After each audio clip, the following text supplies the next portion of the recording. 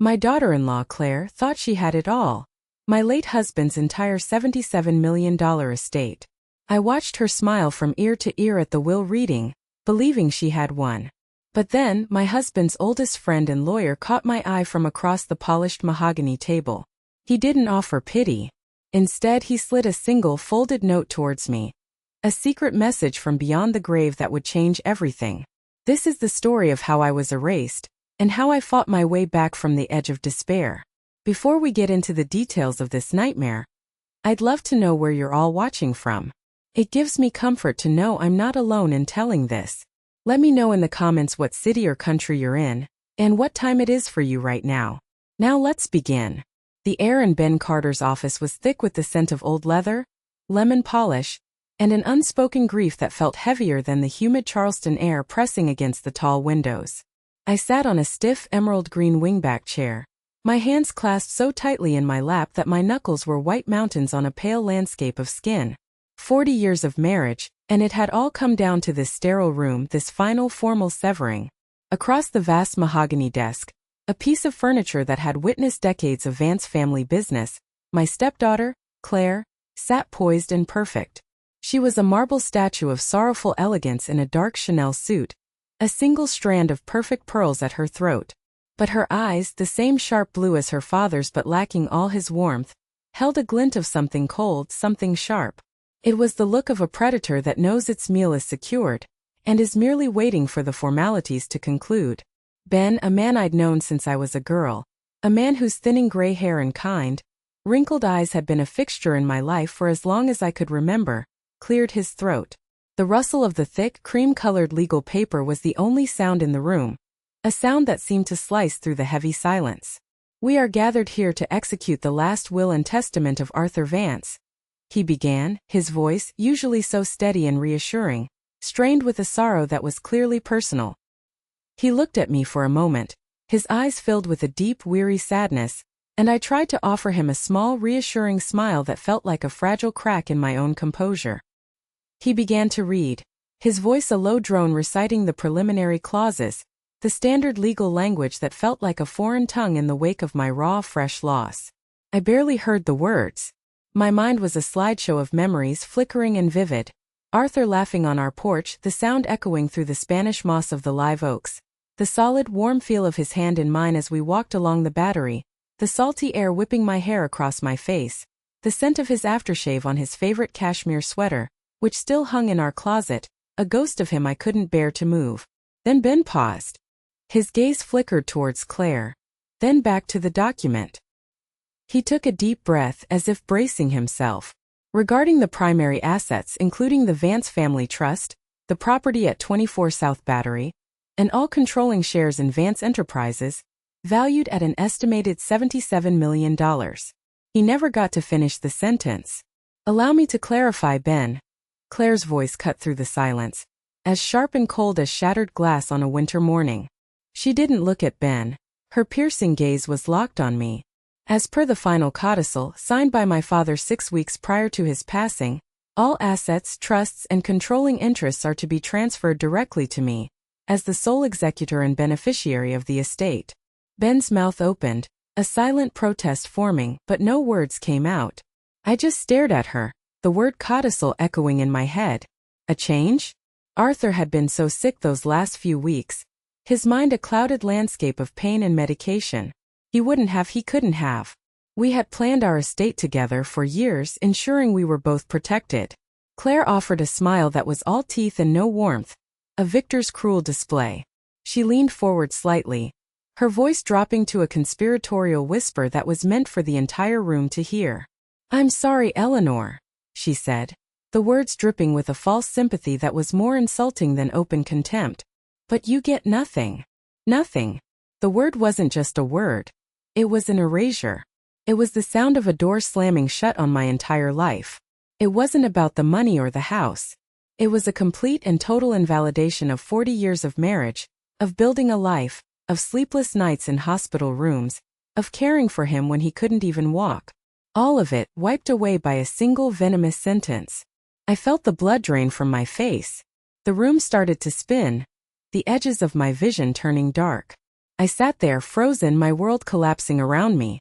But as everyone started to pack up their briefcases, as Claire stood to receive a thick folder of documents from a paralegal, Ben Carter, our oldest friend, caught my eye.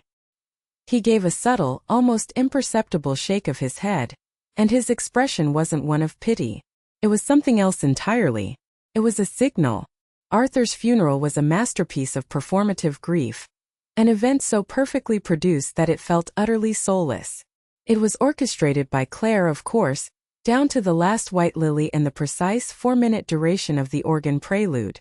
It was held at St. Michael's, the historic church where Arthur and I had exchanged our vows, sunlight streaming through the stained glass windows as we promised a lifetime together. The same church where we'd christened his first grandchild, my step-grandson, a day of such pure family joy.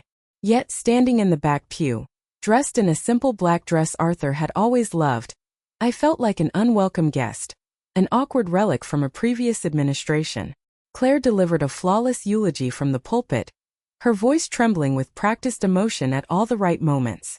She painted a poignant picture of a devoted daughter who had been her father's rock through his final illness. She never mentioned my name once. I was not his wife, his partner, his caregiver. I was simply an omission. Afterward, at the reception held in the grand, sunlit ballroom of the Carolina Yacht Club, people would approach me with sad, averted eyes and offer limp, rehearsed condolences. "He was such a wonderful man," they'd say, their hands briefly touching my arm. "Claire is being so strong, an absolute pillar." I would just nod, the words to defend my own grief, my own role in his life, caught in my throat like a stone. They looked at me with a kind of gentle pity, as the poor, grieving widow, but none of them knew the truth. None of them knew I was now the poor, penniless, grieving widow. The real nightmare began when I returned to the house on South Battery, the house whose bones we had reshaped, whose gardens we had planted, whose rooms we had filled with a lifetime of love and arguments and laughter and memories. The moment I walked through the heavy cypress door, I knew something was wrong. The air was different, colder, stripped of its familiar warmth. In the grand central hallway, where Arthur's favorite landscape painting of the Lowcountry marshes used to hang, there was only a pale, ghostly rectangle on the silk wallpaper. I looked closer and saw them. Small, insidious green and red dot stickers affixed to the corners of antique furniture, the kind used by auction houses and estate liquidators. A green dot for storage, a red dot for sale. My heart began to hammer a frantic, panicked rhythm against my ribs. I walked into the study, his sanctuary. His vast collection of leather-bound books was gone from the built-in shelves, leaving empty, gaping spaces that seemed to scream his absence. In the living room, a team of movers I didn't recognize, dressed in gray jumpsuits, was carefully wrapping the towering grandfather clock that had been in Arthur's family since the 1800s. I remembered Arthur teaching our son how to wind it, his large, gentle hands guiding the small ones. Claire was there, of course, directing the men with the calm, detached efficiency of a field general. "What is this? What are you doing?" I asked, my voice a strangled whisper that was swallowed by the cavernous room. She turned, her expression one of mild annoyance, as if I were a clueless servant who had wandered into the middle of an important task. "Eleanor," she said, her tone condescendingly patient, a tone one might use with a confused child. "As executor, it's my legal responsibility to inventory and secure the estate's assets. Some of these pieces will be going into storage, others to auction to settle estate costs and taxes." "Settle costs? But this is my home," I managed to say, the words feeling foreign and foolish on my tongue. "It was your home," she corrected me, the words delivered with a chilling gentleness that was far crueler than a shout. "Legally, it is now an asset of the estate which I manage. I'm allowing you to stay for a few more weeks, of course, out of respect for my father." She paused, letting the weight of her magnanimity sink in. "But you should really start making other arrangements." I stood in the middle of my living room, a stranger surrounded by men packing away my life into cardboard boxes, and I felt utterly invisible. I was a ghost in my own home, a footnote in my own story. Have you ever walked through your own home and felt like a complete stranger? That's what I felt in that moment. A profound and terrifying dislocation, as if my very existence was being boxed up and labeled for disposal. That night, as I sat alone in the dark, Surrounded by empty spaces on the walls and the ghosts of laughter in the silent rooms, I felt a profound loneliness. I thought all was lost, but I was wrong. The fight hadn't even begun, and the first move was about to be made by a man who was no longer there.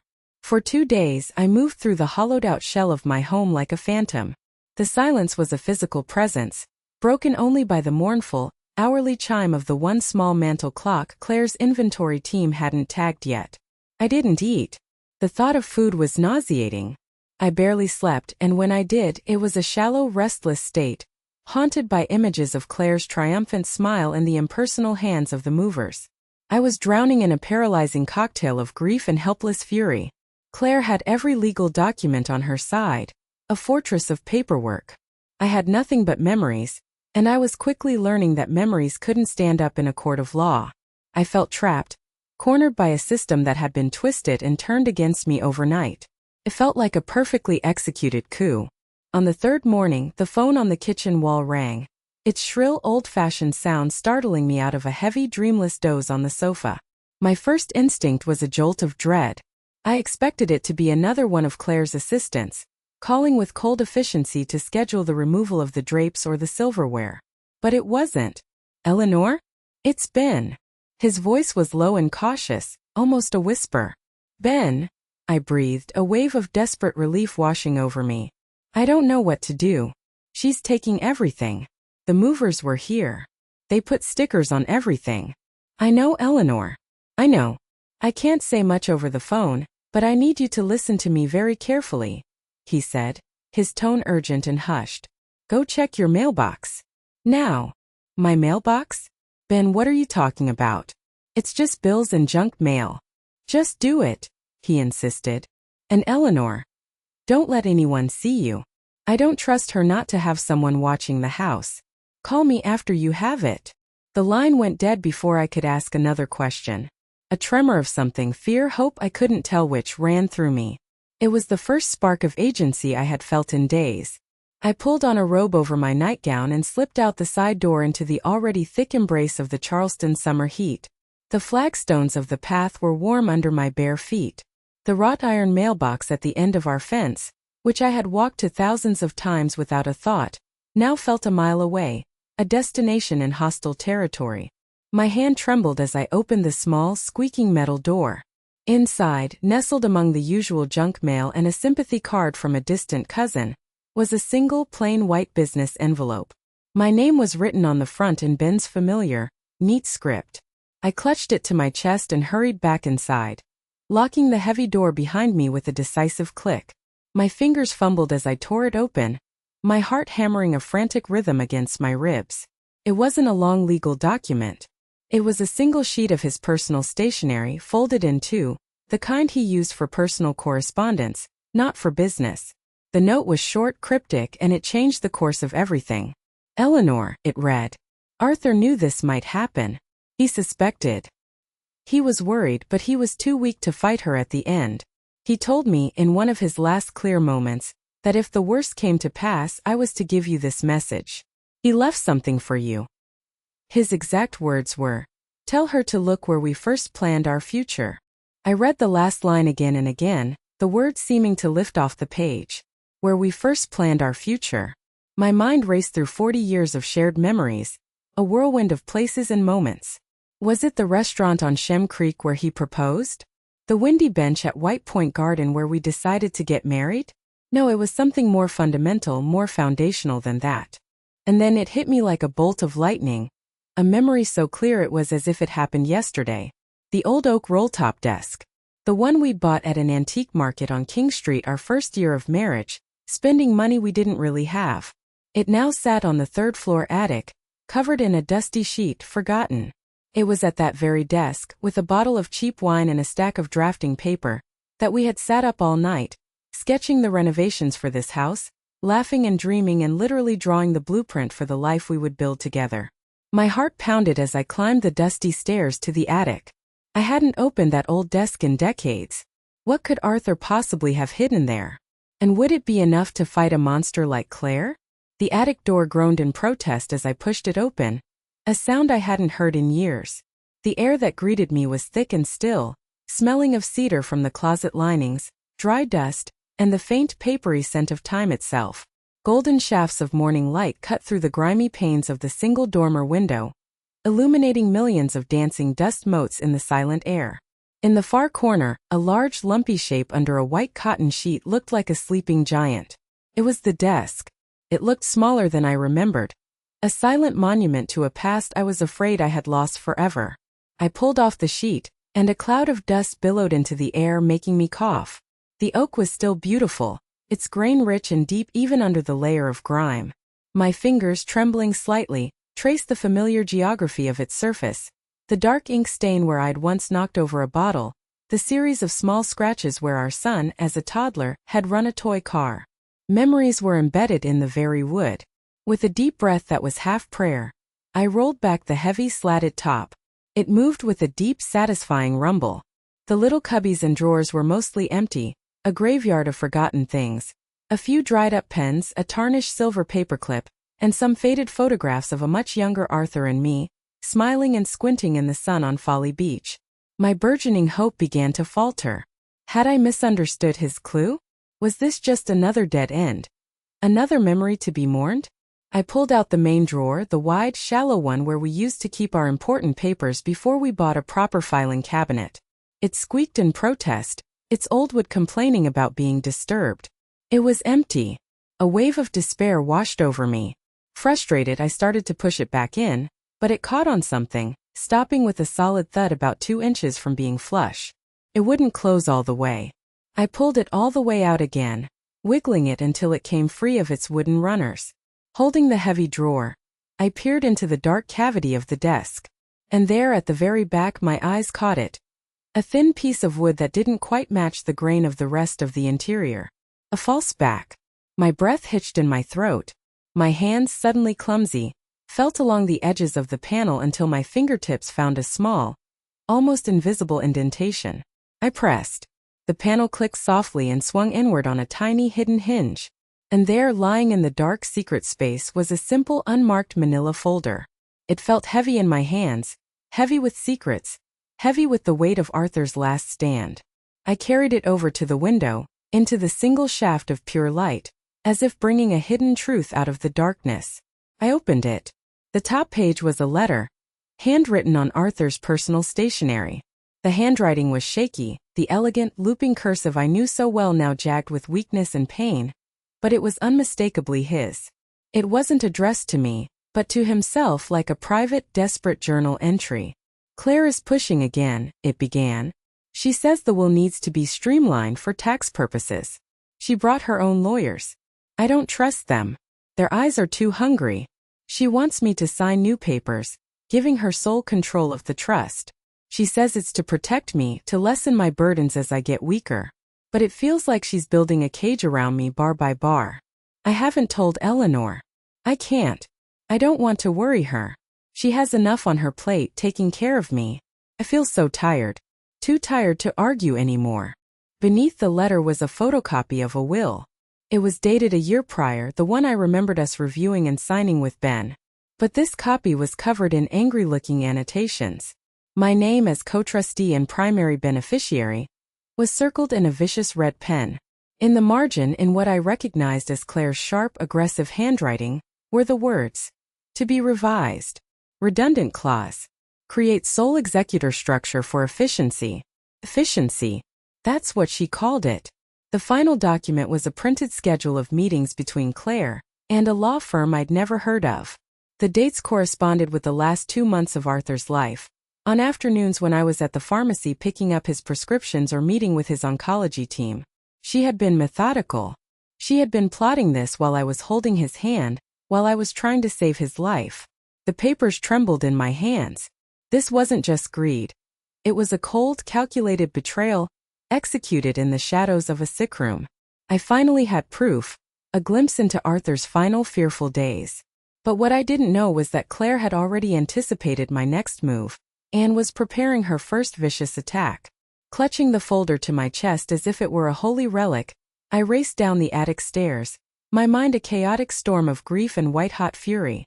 I immediately called Ben, my voice a choked whisper that was barely intelligible. "Ben, I found it. I found everything. Her notes, his letter, it's all here. Don't say another word on the phone, he commanded, his voice tight and urgent. I'm coming over right now. Do not open the door for anyone else. Do you understand me, Eleanor? 20 minutes later, he was sitting in my kitchen. The same kitchen where he and Arthur had solved the world's problems over bourbon for 40 years. We sat at the small breakfast table, the damning pages spread out between us like evidence at a crime scene. As Ben read, his face, already etched with the deep lines of grief, hardened into a mask of cold, controlled rage. He read Arthur's letter 3 times, his jaw clenching tighter with each reading until I thought it might crack. The snake, he muttered, his voice a low and guttural growl. The venomous, thankless snake. She did this while he was dying, while you were running yourself into the ground, barely sleeping, just to make his last days comfortable. He looked up at me, and his eyes, usually so kind, were blazing with a lawyer's fire. This, Eleanor, this changes everything. This is not just a suspicion anymore. This is hard evidence of undue influence. It's a powerful, powerful weapon. A surge of adrenaline, of righteous anger, coursed through me, a feeling so potent it momentarily pushed back the tide of my grief. For the first time since that horrible day in Ben's office, I didn't feel like a victim. I felt like a fighter. We spent the next hour mapping out a preliminary plan. Ben would file a petition to contest the will immediately. We would use Arthur's own words, his own fear and doubt, as the foundation of our case. Just as a sliver of real, defiant hope began to warm the cold dread in my heart, the doorbell chimed. It wasn't a gentle ring. It was a sharp, insistent, two-toned buzz that seemed to vibrate through the entire house with an air of authority. We both froze, looking at each other. Ben motioned for me to stay put as he rose and went to the door. I heard the murmur of unfamiliar voices, a brief, formal exchange, and then Ben returned, his face pale and grim. In his hand he held a long, crisp business envelope. He handed it to me without a word. My name and address were typed on the front. In the top left corner was the embossed logo of a prestigious and notoriously ruthless Charleston law firm, Claire's Law Firm. My hand shook as I opened it, the sound of the tearing paper unnaturally loud in the silent kitchen.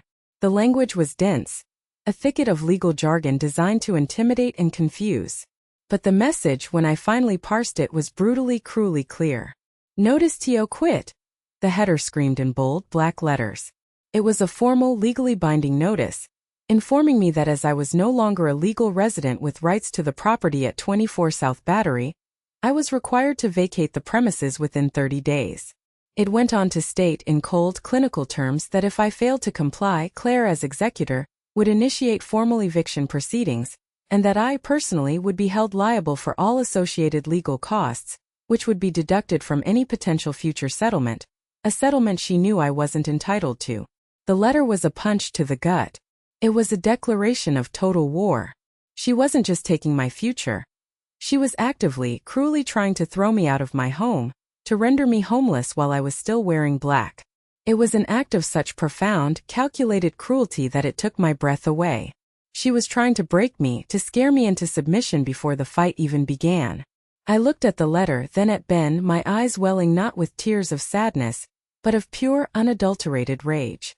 This is where I have to pause and ask you, if you were in my shoes, what would you have done? You receive this letter, this threat, while you're at your absolute lowest. Do you give up? Do you back down and walk away from the home you built? Let me know in the comments what your first move would be. Ben looked at me, his jaw tight. He took the letter from my trembling hands.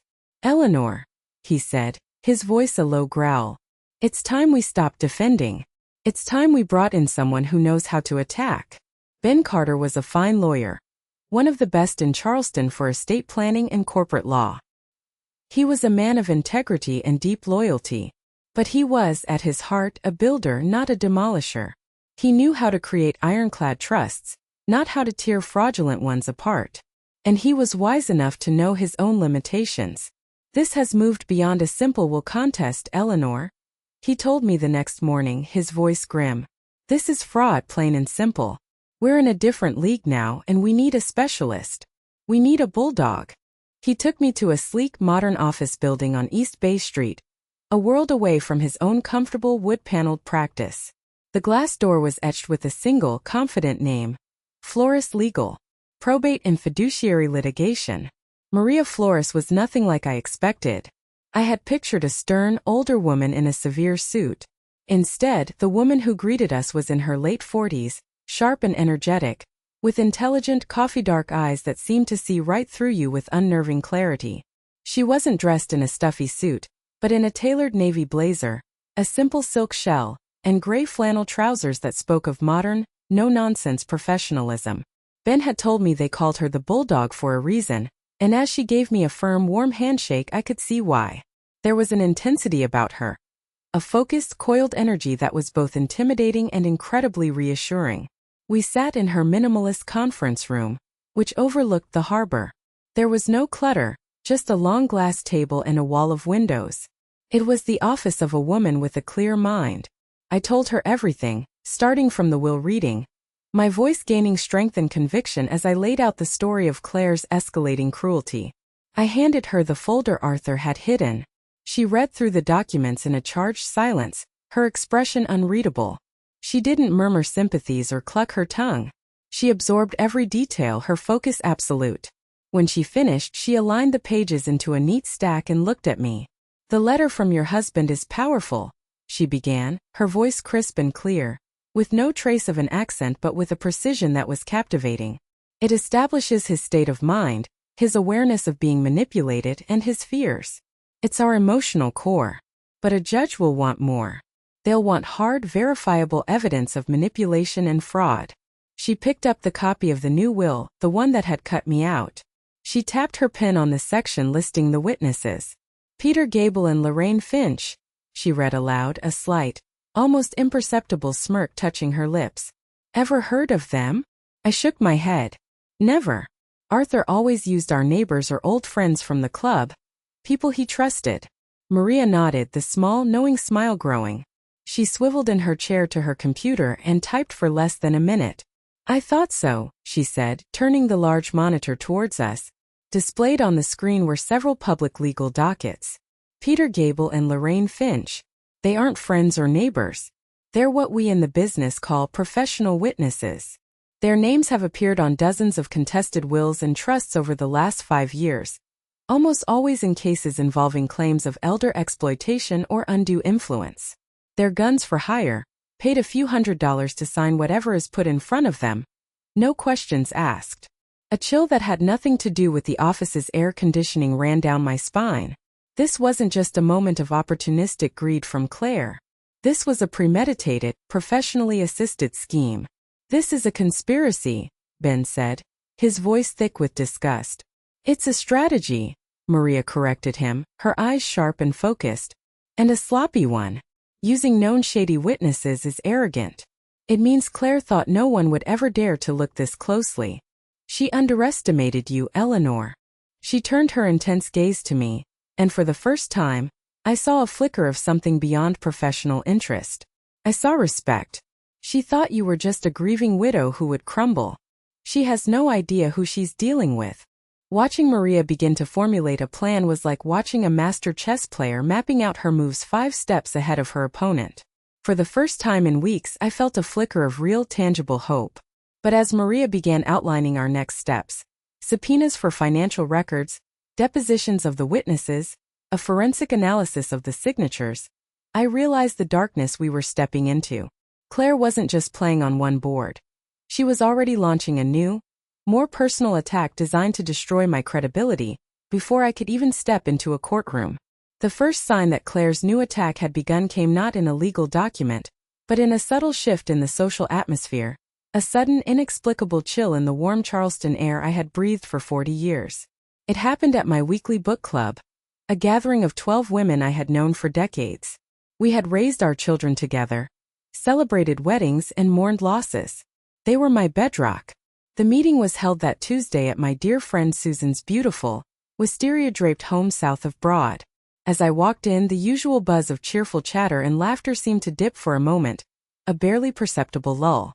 Conversations paused mid-sentence. A few women who would normally rush to hug me and ask how I was holding up simply offered tight, polite smiles from across the room, their eyes full of a strange new pity. I tried to ignore it, attributing it to their lingering awkwardness around my recent widowhood. But the feeling of being watched, of being the subject of hushed conversations that stopped the moment I drew near, was unmistakable. I took my usual seat in a comfortable chintz armchair, but the chair next to me, normally occupied by one of my closest friends, remained conspicuously empty. During the discussion of the book, a novel about a family inheritance dispute of all things, I offered an opinion. It was met with a brief, uncomfortable silence before someone quickly, and a little too brightly, changed the subject. I felt like I had a disease, something contagious that people were afraid to catch. The air was thick with things unsaid. After the meeting, as I was gathering my things to leave, my heart feeling like a lead weight in my chest, Susan hurried over, her kind face etched with worry. "Eleanor, can we talk for a moment?" she asked, guiding me to the privacy of her screened-in porch, the scent of jasmine heavy in the air.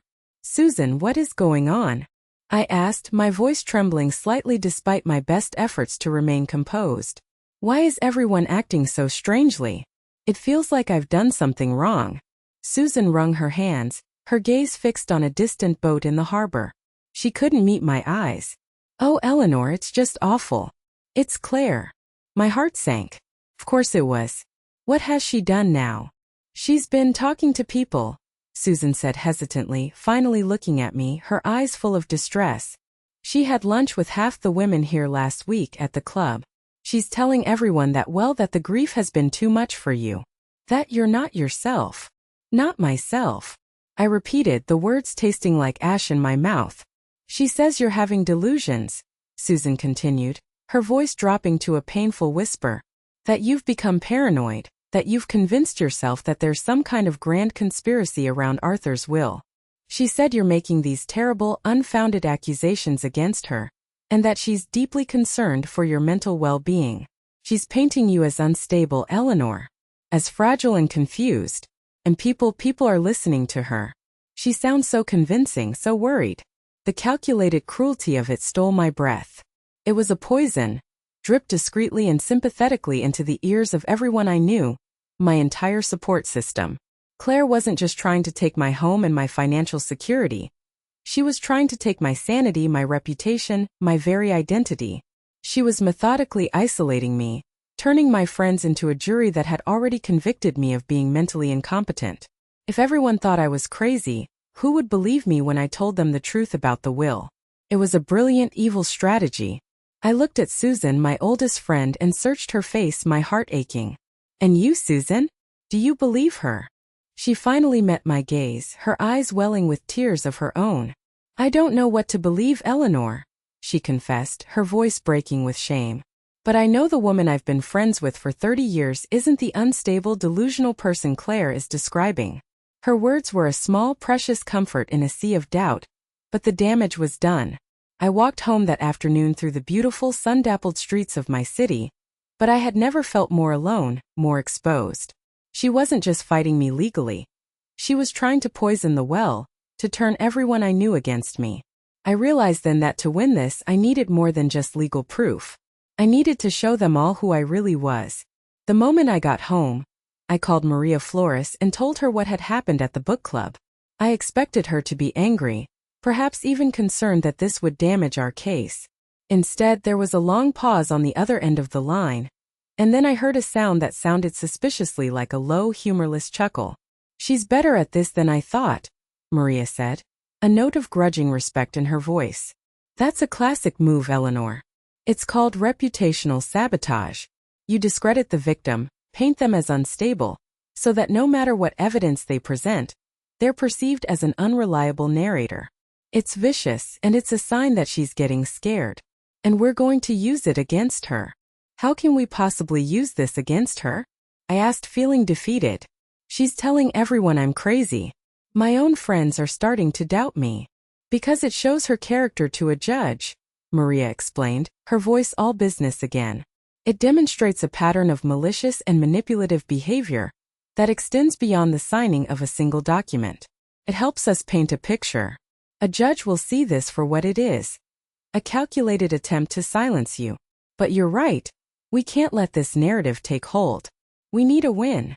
We need to stop her from bleeding the estate dry and put a lock on everything." Now, Maria didn't waste a second. She and her team worked through the night, fueled by coffee and a shared sense of outrage. They compiled every piece of evidence we had. Arthur's desperate, heartbreaking letter, the damning background research on the fraudulent witnesses, Peter Gable and Lorraine Finch, the cold, threatening eviction notice, and now a new, sworn affidavit from me, detailing Claire's systematic smear campaign against me, including the names of the women she had spoken to. They packaged it all into an emergency motion to the probate court. The motion didn't just contest the will.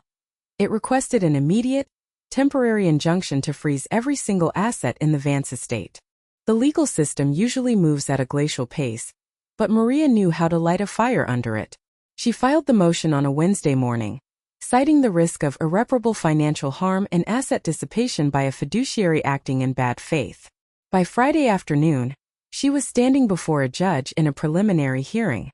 Claire and her lawyers were there, looking supremely confident and smug, ready to dismiss our claims as the ravings of a grief-stricken, hysterical old woman. But they weren't prepared for Maria Flores. She didn't yell or make grand, sweeping statements. She calmly, methodically, and with chilling precision, laid out the facts. She presented Arthur's letter. She showed the judge the public records on the professional witnesses. She described the eviction notice sent to a widow just days after her husband's funeral. The judge, a stern, no-nonsense woman named Judge Evelyn Thompson, listened intently, her expression growing more severe with each piece of evidence Maria presented. When it was Claire's lawyer's turn, he immediately launched into the narrative Claire had been spinning, attempting to argue that I was emotionally unstable. But Judge Thompson cut him off with a sharp wave of her hand.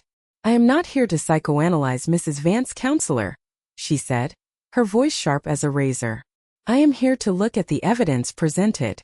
And the evidence I see raises serious questions about the validity of this codicil and the conduct of the executor." Then, she delivered the ruling that made me gasp. The court grants the motion for a temporary injunction. All assets of the Vance estate are hereby frozen. "Ms. Vance," she said, looking directly at a stunned and paling Claire, "you will make no sales, no transfers, and no payments from this estate without express written approval from this court. Is that understood?" When Maria called with the news, I sank into a chair in my kitchen, letting out a breath I didn't realize I'd been holding for weeks. It wasn't the end of the war, but it was the first real battle we had won. The money was safe for now. Claire's power had been checked. But a woman like Claire doesn't accept defeat. She doubles down. The very next day, a thick, creamy invitation arrived by courier. Claire was hosting the annual Vance Foundation Charity Gala in Arthur's honor. It was a bold, public declaration of her power, a signal to all of Charleston that she was still in charge. And I knew I had to be there. The grand ballroom at the Charleston Place Hotel was a glittering spectacle. Enormous crystal chandeliers cast a warm, golden light over hundreds of guests in black ties and shimmering evening gowns. A string quartet played Vivaldi softly in the corner, their music a sophisticated backdrop to the low hum of polite conversation and the clinking of champagne flutes. It was a world I knew well, a world Arthur and I had been a part of for decades.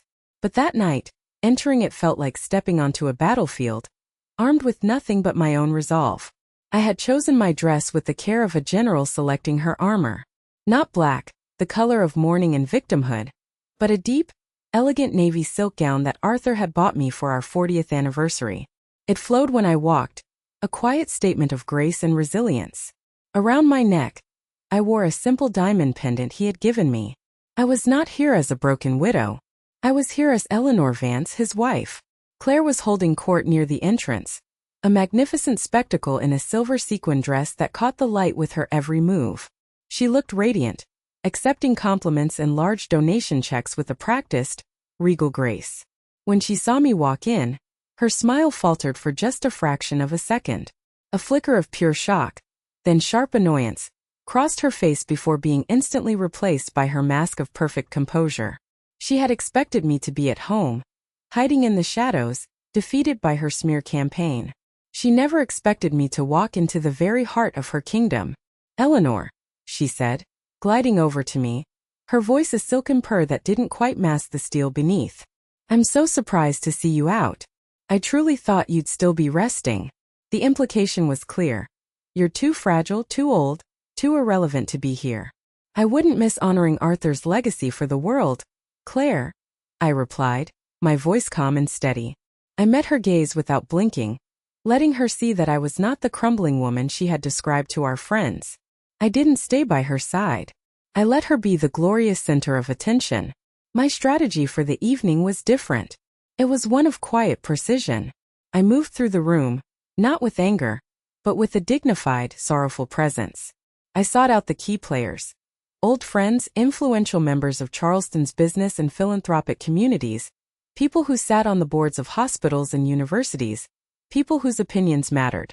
To George Croft, a powerful banker who had been Arthur's golfing buddy for 30 years, I said, my voice soft with faux confusion, "It's been such a difficult time, George. Everything happened so fast at the end. Arthur was so confused by all the medications. It's such a blessing the court has stepped in to freeze things for a while, just to make sure all his final wishes are properly understood. You know? It gives me such peace of mind." I watched the seed of doubt being planted in his shrewd eyes. He had known Arthur's sharp mind. The idea of him being confused about his own will would not sit right. To Margaret Devereux, a woman who ran one of the city's largest charities and a notorious gossip, I remarked wistfully, I was so surprised to learn about the new witnesses on the will. Peter Gable and Lorraine Finch. Such unusual names. I was hoping to meet them tonight to thank them for being there for Arthur. But I don't see them. I suppose I don't know them. Arthur always insisted on using people we knew and trusted. It just seems so unlike him. I wasn't making accusations. I was simply asking questions, expressing a widow's confusion, sharing my concerns as a loving wife. With each quiet conversation, I was chipping away at the foundation of Claire's perfectly constructed image. I could feel the atmosphere in the room begin to shift.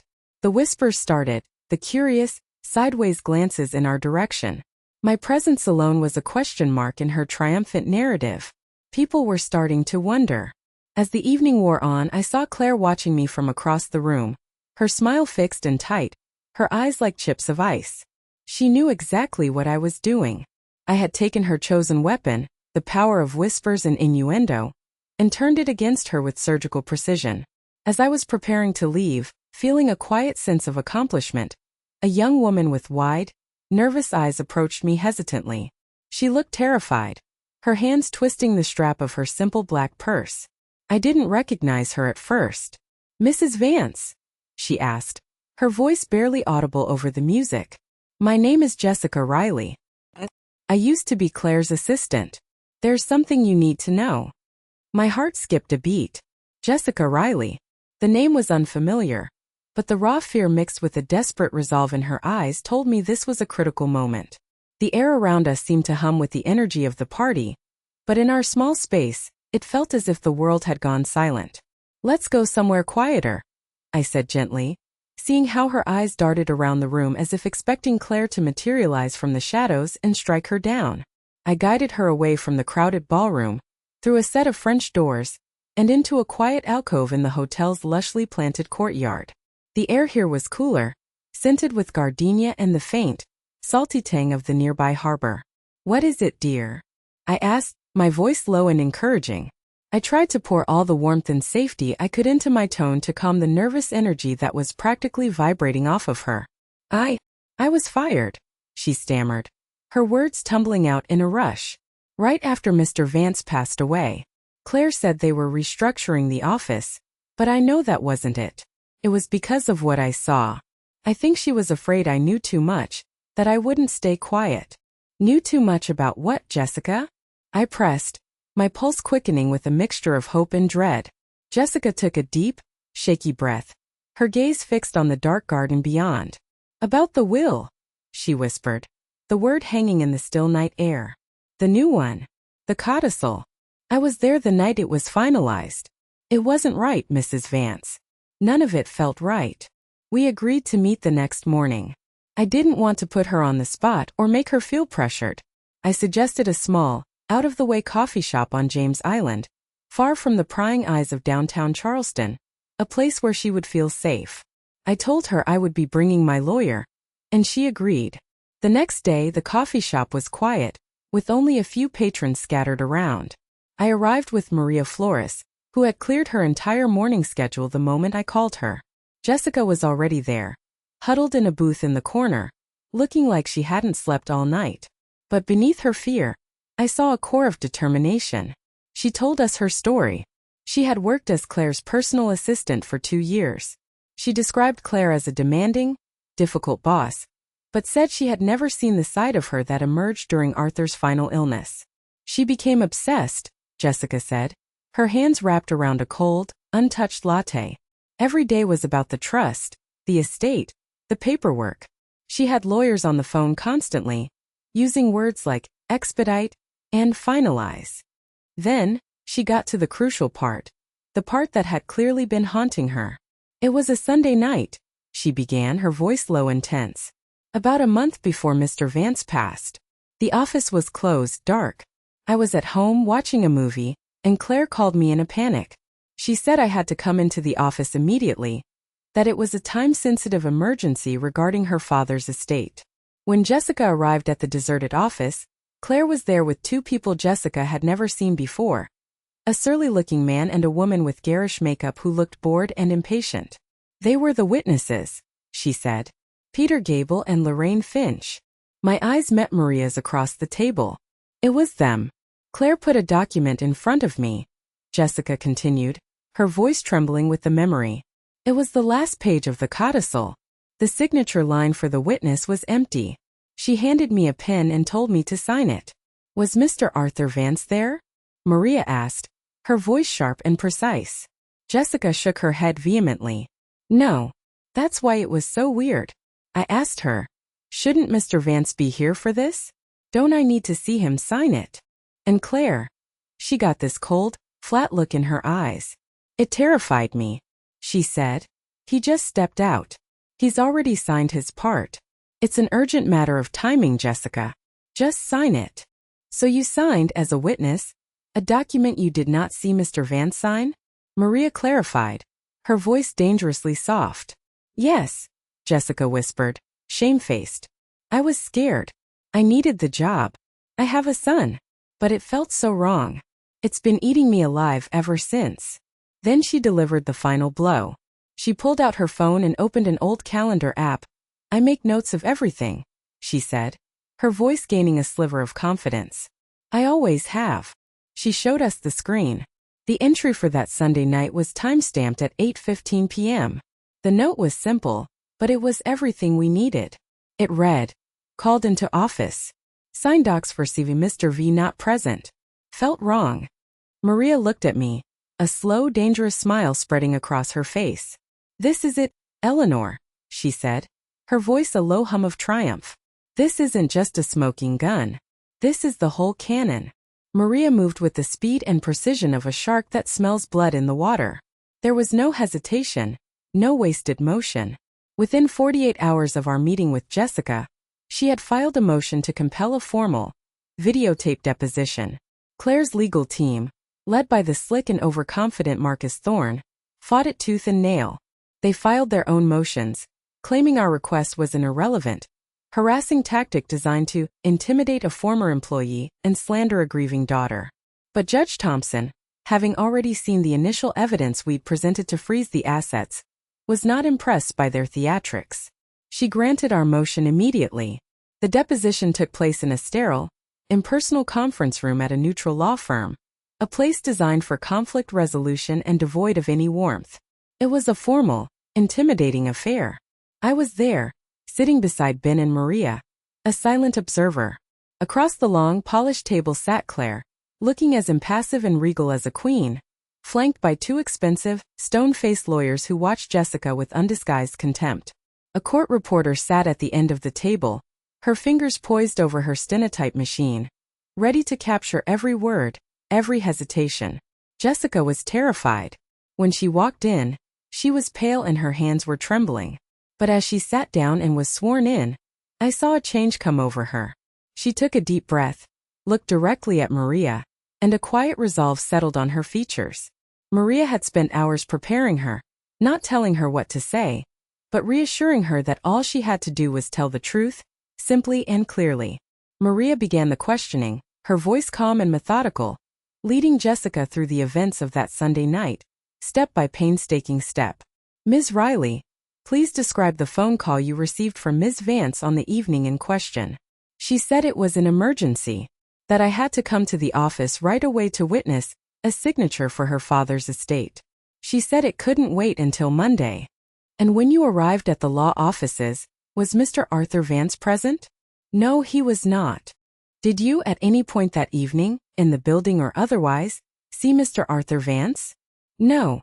But you were instructed by Ms. Vance to sign the codicil as a witness to his signature. Is that correct? Yes. Claire told me he had just left and that it was urgent that we get it finalized that night. Claire's lead lawyer Marcus Thorne shot to his feet. Objection, Your Honor. Hearsay. What my client may or may not have said is not relevant. It's not hearsay, Mr. Thorne, Maria shot back without missing a beat, not even glancing at him. It speaks to the state of mind of the witness and the instructions she was given by your client. It demonstrates coercion and intent to deceive. The objection was noted and overruled by the supervising official. The deposition continued for 2 grueling hours. Maria had Jessica confirm the authenticity of her digital calendar note.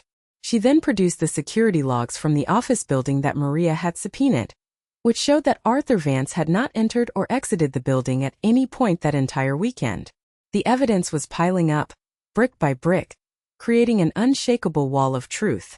Then Maria asked her final devastating question. Ms. Riley, after your employment was terminated, did you have any further communication from Ms. Vance or her representatives? Jessica nodded. Yes. I received a severance agreement in the mail. And did you sign it? No. Because of what was in it. Jessica's voice grew stronger. It had a very strict non-disclosure clause. It said I would have to pay back the entire severance amount plus an additional $50,000 in damages if I ever discussed the details of my employment, specifically any work related to Mr. Vance's estate, with anyone. It felt like hush money. The room went silent. It was a clear, documented attempt to buy her silence. A confession written in legalese. I looked over at Claire. For the very first time since this ordeal began, her mask of cool composure had cracked. A flicker of panic, of pure, unadulterated fear, flashed in her eyes before she smoothed her expression again. But I had seen it. She knew she was caught. As we left the conference room that day, I felt the tide had finally irrevocably turned. We had her. I have to say, if you have been watching this whole time, listening to this journey, thank you. Thank you for your patience and for being here with me. Means more than you know. If you're still with me, please just type the number 1 in the comments so I know you're on this ride with me. It gives me the strength to keep going. We now had a sworn testimony. The next step wasn't a courtroom battle. It was something much more public and much more humiliating for Claire. The Vance Family Foundation was Arthur's greatest passion. The living embodiment of his belief that wealth came with a profound responsibility to one's community. He had poured his heart and soul into it, building it from a small local charity that funded scholarships at the College of Charleston into a major philanthropic force in the Carolinas, supporting everything from literacy programs in rural schools to the preservation of historic Gullah culture. Its board of directors was a carefully chosen group of Charleston's most respected citizens. Doctors, judges, business leaders, and old friends of Arthur's, people whose integrity was considered to be beyond reproach. 2 weeks after Jessica's damning deposition, the foundation held its quarterly board meeting. The primary item on the agenda, an item Claire herself had insisted upon, was to formally ratify her as the new president and chairwoman, as stipulated in the fraudulent will. It was a blatant power move, a strategy designed to cement her control and create an air of legitimacy before our legal challenge could reach its conclusion in court. She had invited me to attend, a final cruel twist of the knife. I was to be a guest of honor, a silent, grieving prop in the final scene of her triumphant play, expected to sit quietly and watch her coronation. I accepted the invitation. Maria and I prepared our strategy meticulously. It was a huge gamble, a piece of legal theater that could either be a masterstroke or backfire spectacularly. The boardroom was on the top floor of the foundation's building, a beautiful light-filled space with a panoramic view of the Charleston Harbor and the Ravenel Bridge. The long, polished mahogany table was surrounded by 12 of the city's most influential people. Claire sat at the head of the table, looking every bit the confident, capable leader in a crisp, cream-colored suit. She smiled graciously as I took a seat at the far end of the table, the seat reserved for guests and observers. The meeting began with the usual formalities. Financial reports were reviewed, and program updates were given. I sat in absolute silence, my hands folded calmly in my lap, my expression neutral. I could feel Claire's occasional glances, triumphant and condescending. She thought I was there as a defeated woman, there to witness her final victory. She had no idea I was there to orchestrate her public downfall. Finally, the moment came. The interim chairman, an old friend of Arthur's named Richard Sterling, a man with a booming voice and a kind heart, cleared his throat. And now, for the final item on the agenda. A motion to formally ratify Claire Vance as the new president of the Vance Foundation. Claire sat up straighter, a prepared speech in her hands. She began to speak, her voice smooth and practiced, hitting all the right notes of humility and determination.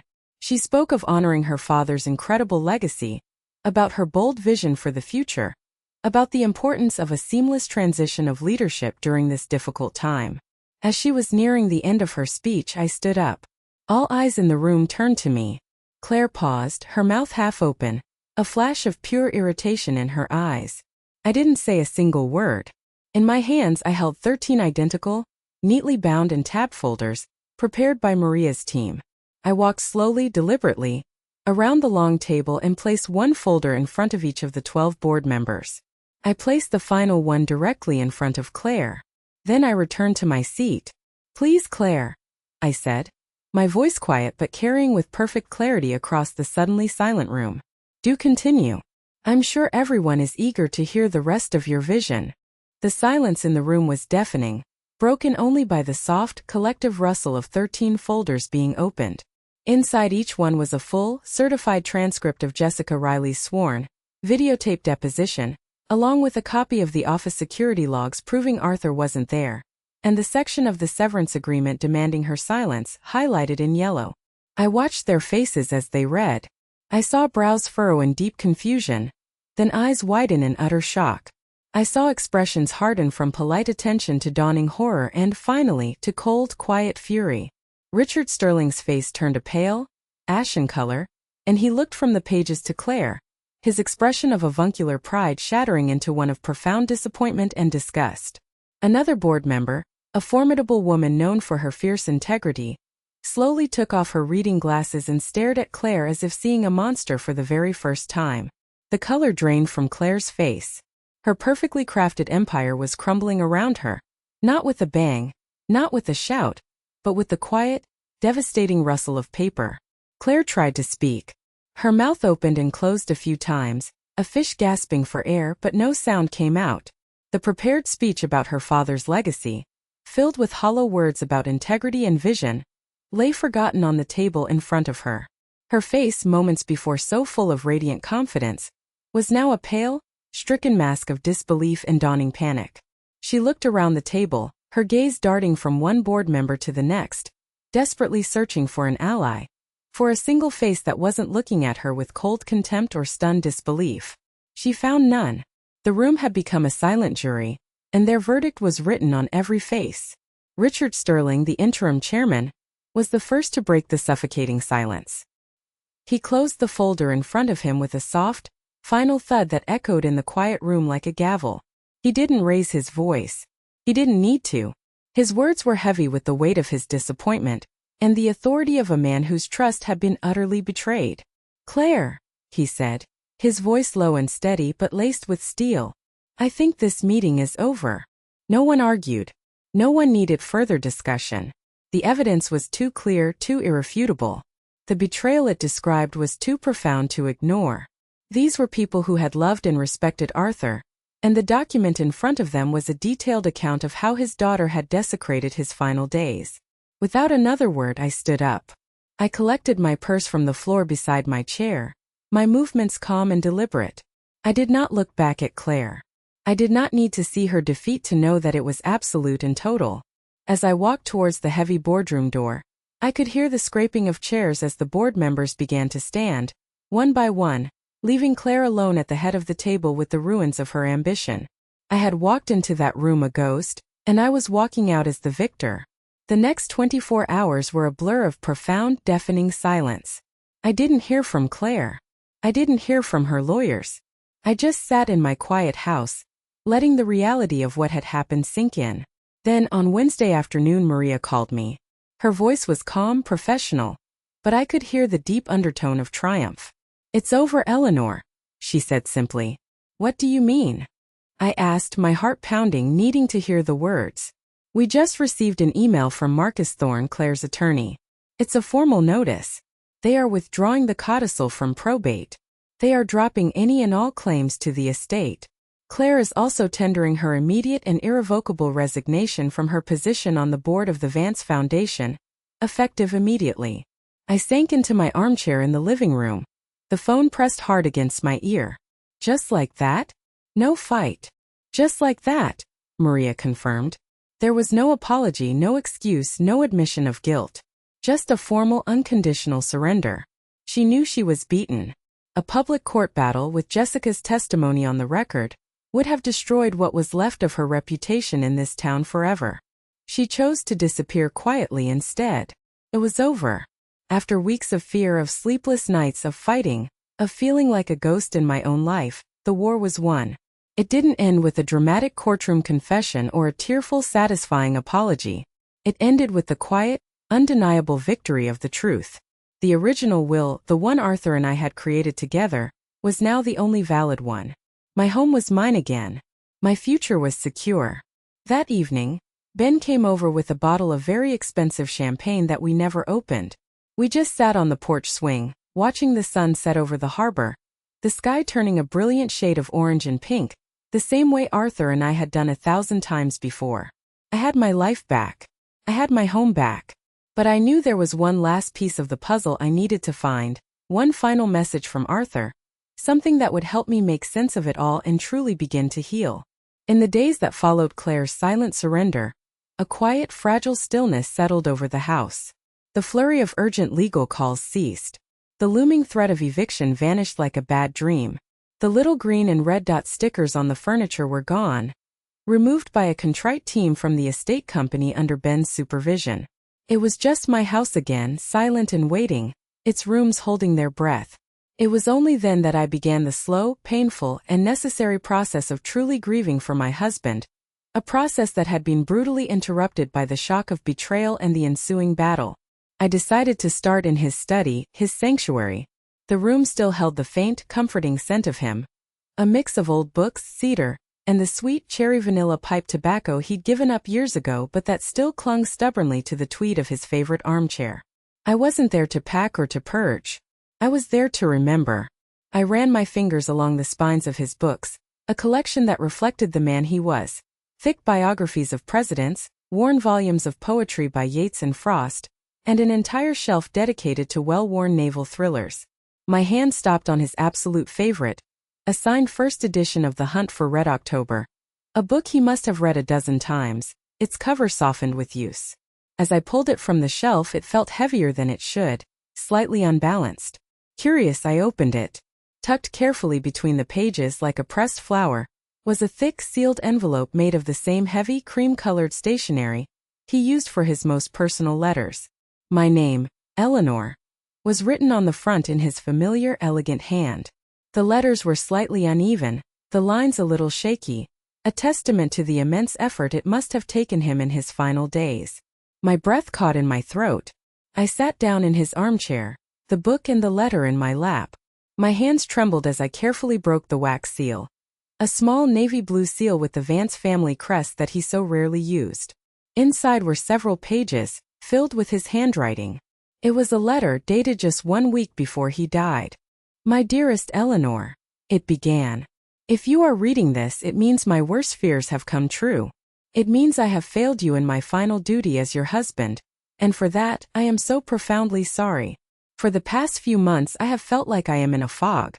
The illness, the pain, the medication, it has weakened me, Eleanor, not just in body but in spirit. And Claire, she has been a constant presence, a whirlwind of efficiency and concern, always with a document to sign, always with a lawyer to clarify things for my tired mind. I know something is wrong.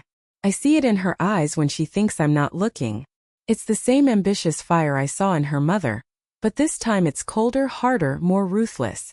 I have tried to resist, to question her, to put her off. But I am so tired, my love. Some days it is all I can do to breathe, to endure the pain. In a moment of weakness, of utter exhaustion, I signed the papers she put in front of me. I signed them and I have regretted it every single moment since. It is the greatest shame of my life. She told me it was to protect the estate from taxes, but I know it was to steal it. To steal our life's work. To steal your future. And most unforgivably, to steal our story. But I know you, Eleanor. I have known you for 43 years. You are the strongest, most resilient person I have ever met. You are graceful and you are kind, but you have a spine of solid steel. She does not know you. She thinks you are a fragile flower to be brushed aside, but you are the ancient live oak that has weathered every hurricane beside me. Forgive me for my weakness. Forgive me for leaving you with this terrible fight. All I ask is that you don't let her win. Don't let her erase us. Our love, our life together. That is the true estate. Protect it. Fight for it. I love you more than words can ever say. I will love you for all of eternity. Yours always, Arthur.